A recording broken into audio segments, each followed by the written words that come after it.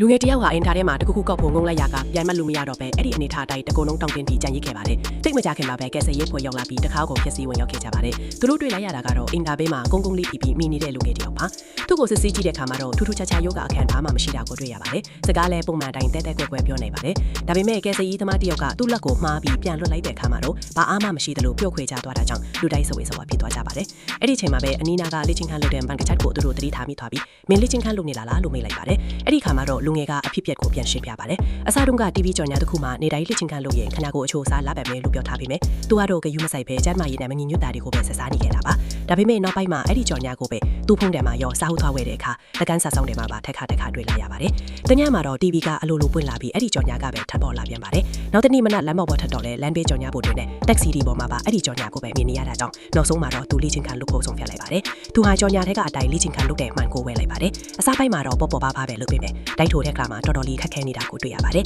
အဲ့ဒါနဲ့သူ့အကြိုက်ဆုံးဖြစ်တဲ့1 byte လေ့ကျင့်ခန်းကိုအခါနေရဆက်တိုက်လုပ်လိုက်ပါတယ်အဲ့ဒီလိုလုပ်ပြီးတာနဲ့သူ့1 byte ကရွရတဲ့အောင်လာတာကြောင့်အင်တာထဲကိုအပြေးလွှားသွားခဲ့ရပါတယ်ကိစ္စပြီးလို့အင်တာ30ခုကောက်ဖို့ငုံလိုက်တဲ့အချိန်မှာတော့ခါပြန်မလို့မရတော့တာပါသူ1 byte လေ့ကျင့်ခန်းအခါနေရတောင်လုပ်ခဲ့တဲ့ဆိုတာကိုသိလိုက်ရတဲ့အခါမှာတော့ဒါဟာအားဆိုင်လို့ကြွထားပြီးတောင့်တသွားတာဖြစ်မှန်ကဲစရဲ့အဖွဲ့ကချက်ချင်းနားလေသွားကြပါတယ်ဒါဟာကုသလို့ရတဲ့အခြေအနေမျိုးဖြစ်တာကြောင့်သူ့ကိုဆေးရုံကိုအမြန်ပဲခေါ်ဆောင်သွားပါတော့မယ်